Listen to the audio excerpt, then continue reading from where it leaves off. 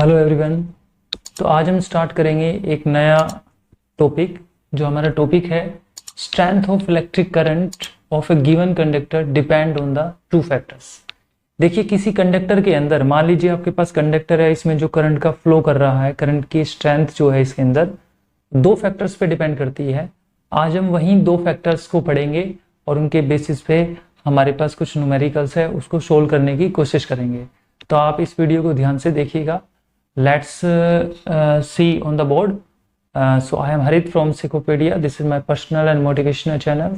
तो देखते रहिए, सीखते रहिए। आइए स्टार्ट करते हैं यहाँ पे। तो देखिए, हमारा टॉपिक जो है वो है strength of an electric current of A given conductor depend on the two factors. यानी देखिए, आपके पास मान लीजिए कंडक्टर है। आप समझिए कि आपके पास मान लीजिए एक कंडक्टर है, ये कोई कंडक्टर है और इस कंडक्टर के पास मान लीजिए आई करंट फ्लो कर रहा है। इस कंडक्टर में से आई करंट फ्लो कर रहा है और यहाँ पे इस कंडक्टर का रेजिस्टेंस क्या है? आर है। R is a resistance. ध्यान रखिए, इस कंडक्टर का रेजिस्टेंस हमने आर मान लिया। हर बॉडी के पास रेजिस्टेंस होता है कुछ ना कुछ, तो ये रेजिस्टेंस का आर मान लिया और करंट जो है इसके अंदर आई फ्लो कर रहा है। क्या कर रहा है? आई करंट फ्लो कर रहा है। अब इसको ध्यान से समझिएगा। इसमें करंट फ्लो करने का कारण है कि मान लीजिए यहाँ पे ए पॉइंट है और मान लीजिए यहाँ पे बी पॉइंट है। इस कंडक्टर का नाम है ए बी। इस कंडक्टर के ए और बी के बीच का जो पोटेंशियल डिफरेंस है, इस कंडक्टर के यानी ए और बी के बीच का जो पोटेंशियल डिफरेंस है वो वी है। क्या है भाई? वी। पोटेंशियल डिफरेंस क्या है? वी है। तो ये कहने की कोशिश कर रहा है इसमें जो करंट आई फ्लो कर रहा है वो किस किस पर डिपेंड करेगा, किस किस पर डिपेंड करेगा। तो देखिए, वी नो दैट, जैसा कि हमने ओम्स लॉ के अकॉर्डिंग पढ़ा था, वी इज इक्वल टू होता है आई आर, राइट। अगर मैं I को बाहर करूं तो V बाई आर आ गया, V बाई आर आ गया। अब इस फॉर्मूले को ध्यान से समझिएगा। ये ओम्स लॉ की इक्वेशन है, V is equal to I R, और यहाँ पे मैंने करंट को बाहर निकाला तो I is equal to V by R आ गया। तो देखिए, ये जो करंट है, देखिए किसी कंडक्टर में जो करंट फ्लो करता है, जो उसकी स्ट्रेंथ होती है वो डिपेंड करती है एक तो पोटेंशियल डिफरेंस पे। यहाँ पे जो डेल्टा आपको दिख रहा है, ध्यान रहे, जहाँ यहाँ पे जो V आपको दिख रहा है ये पोटेंशियल डिफरेंस को रिप्रेजेंट कर रहा है।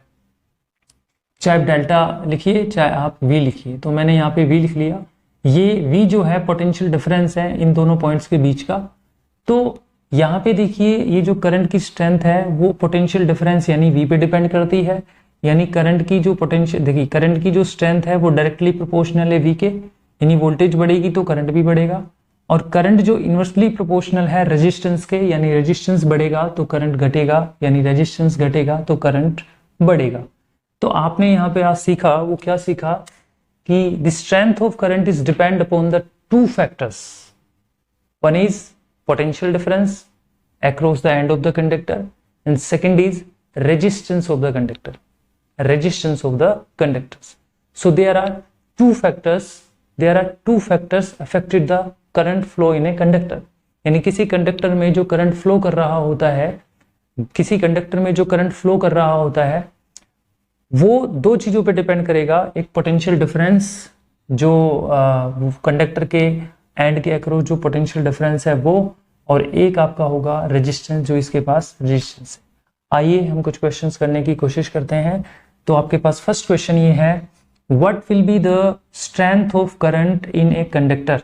यानी आपके पास एक कंडक्टर है, उसके पास करंट की स्ट्रेंथ कितनी होगी अगर इफ रेजिस्टेंस इज डबल। मान लीजिए उसका रेजिस्टेंस डबल कर दिया जाए। अगर मान लीजिए एक कंडक्टर का रेजिस्टेंस डबल कर दिया जाए तो उसके अंदर करंट की स्ट्रेंथ क्या होगी, करंट की स्ट्रेंथ क्या हो। देखिए, ऐसे क्वेश्चन सोल्व करने के लिए आपको ध्यान रहे क्या करना चाहिए। देखिए, सबसे पहले लेट करना पड़ेगा। Let a conductor of potential difference V। मान लीजिए एक कंडक्टर है जिसका पोटेंशियल डिफरेंस V है। पोटेंशियल डिफरेंस क्या है अभी? V है। एंड पोटेंशियल डिफरेंस V, यहां कोमा लगा हो गया। फ्लो ऑफ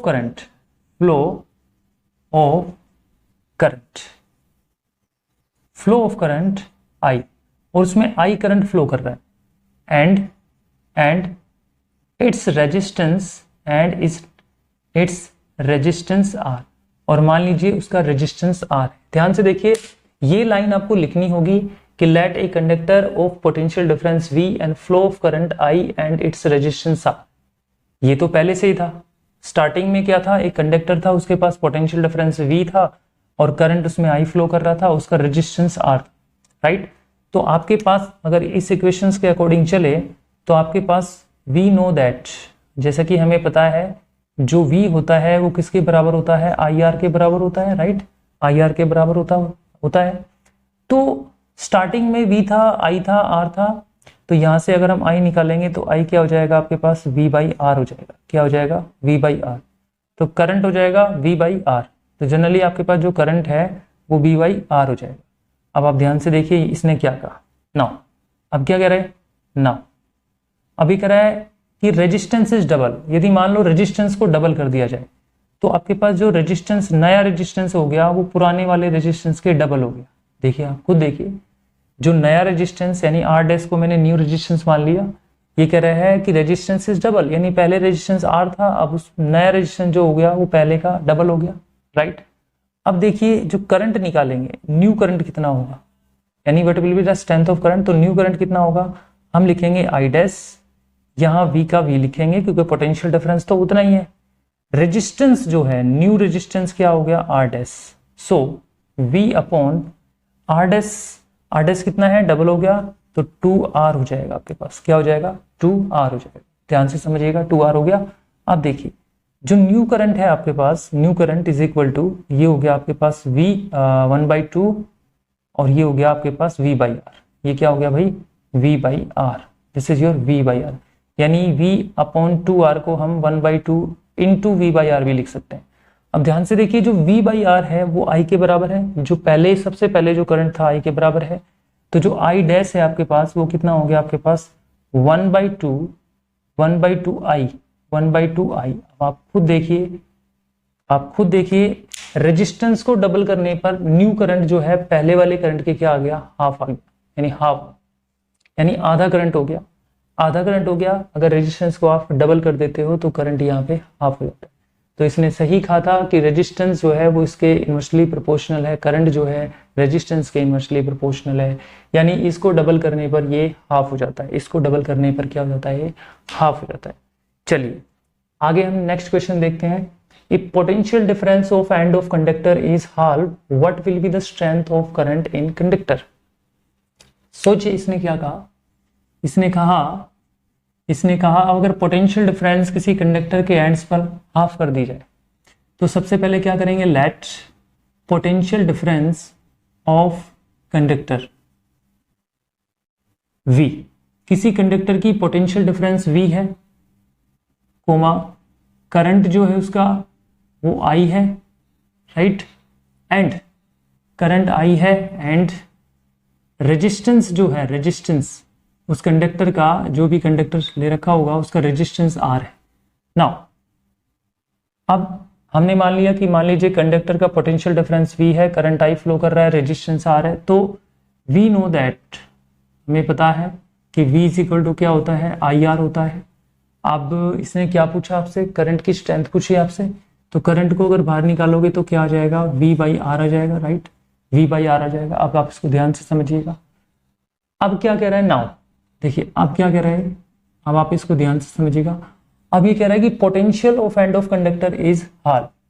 जो पोटेंशियल है, जो न्यू पोटेंशियल है, पहले पोटेंशियल कितनी थी, V थी, अब ये कह रहा है न्यू जो पोटेंशियल है, नई जो पोटेंशियल है वो आधी कर दी जाए पिछली वाली के, तो V/2 लिखना पड़ेगा भैया आपको। पहले पोटेंशियल V थी, अब न्यू पोटेंशियल हो गई V/2, यानी हाफ हो गई। अब करंट की स्ट्रेंथ पूछी है इसने, करंट की स्ट्रेंथ पूछी, तो देखिए बड़ा आसान है, I जो न्यू करंट है, I डैश का मतलब है न्यू करंट। अगर मैं I करूंगा तो क्योंकि यहाँ पे भी रिप्रेजेंट I से कर रखा है, तो I डैश मतलब न्यू करंट। तो I dash is equal to आपके पास क्या आएगा, I dash is equal to यहाँ पे लिखेंगे new voltage upon R, resistance आपका उतना ही रहेगा। अच्छा जी, तो यहाँ V डैश कितना लिखना है, V/2 लिखना है, V डैश की जगह V/2, 2 नीचे चला जाएगा और यहाँ R आ जाएगा। यहाँ क्या आ जाएगा, R आ जाएगा, ध्यान रखिए क्या आ जाएगा, R आ जाएगा। अब इस चीज को आप कैसे लिख सकते हो, इस चीज को लिख सकते हो I dash is equal to 1/2 V/R। V by R. अब आप खुद देखिए, जो I dash is equal to है यहाँ पे 1/2 लिखा, और यहाँ पे जो V बाई आर, देखो V बाई आर I के बराबर है, तो यहाँ पे भी V बाई आर आ रहा है, तो यहाँ पे क्या जाएगा, I आ जाएगा। देखिए आपके पास पोटेंशियल डिफरेंस को हाफ करने पर आपके पास करंट भी हाफ हो जाता है। इसका मतलब ये हुआ कि पोटेंशियल डिफरेंस को आपने हाफ किया तो करंट भी आपका हाफ हो गया। देखो डायरेक्टली प्रोपोर्शनल आ रहा है, सही आ रहा है। ओके, नेक्स्ट क्वेश्चन देखते हैं आप। नेक्स्ट क्वेश्चन में क्या कह रहा है, ध्यान से समझिएगा। ये कह रहा है resistance of conductor is halve, what will be the strength of current in a given conductor. मतलब आपके पास किसी कंडक्टर का रेजिस्टेंस आधा कर दिया जाए तो करंट की स्ट्रेंथ जो है कंडक्टर में क्या होगी। बड़ा इजी है, देखिए मैंने बताया, सबसे पहले लेट करना पड़ेगा। Let a conductor, let potential difference of a conductor V। किसी कंडक्टर की पोटेंशियल डिफरेंस आपने V मान ली, एंड करंट, और उसमें जो करंट फ्लो कर रहा है वो करंट हमने I मान लिया, एंड इट्स रेजिस्टेंस, और उसका जो रेजिस्टेंस है, वो हमने R मान लिया, राइट। तो हमें पता है कि जो according to Ohm's law V जो होता है किसके बराबर होता है, I R के बराबर होता है।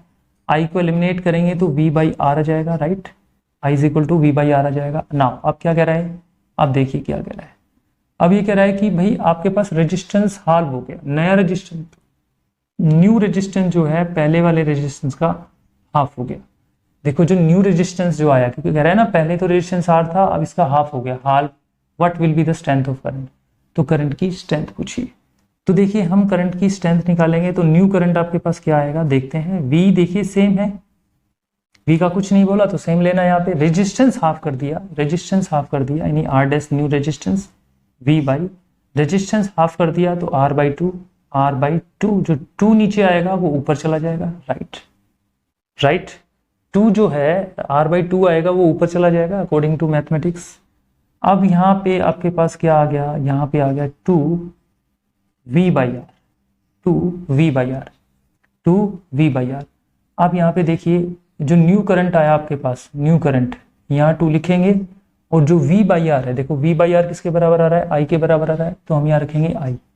अब आप खुद देख सकते हो यहाँ पे जो न्यू करंट आया वो पहले वाले करंट के डबल आया, डबल आया। तो आई होप आपके ये समझ में आया होगा। इन 3 एग्जाम्पल से आप अच्छी तरह से क्लियर कर सकते हो अपने आप को कि किसी कंडक्टर में जब करंट फ्लो करता है तो वो करंट की जो स्ट्रेंथ होती है जो कंडक्टर के अंदर फ्लो कर रही है वो रेजिस्टेंस और पोटेंशियल डिफरेंस पे डिपेंड करती है। अगर हम पोटेंशियल डिफरेंस को या रेजिस्टेंस को अगर हाफ करते हैं, 3 टाइम्स करते हैं, 4 टाइम्स करते हैं, या इनकी वैल्यू को चेंज करते हैं, तो ऑब्वियसली जो स्ट्रेंथ ऑफ करंट है इस कंडक्टर में वो भी चेंज होगी। इसीलिए करंट की जो स्ट्रेंथ है वो किस पे, 2 फैक्टर्स पे डिपेंड करती है, पोटेंशियल डिफरेंस और रेजिस्टेंस। ये आपको ध्यान रखना है।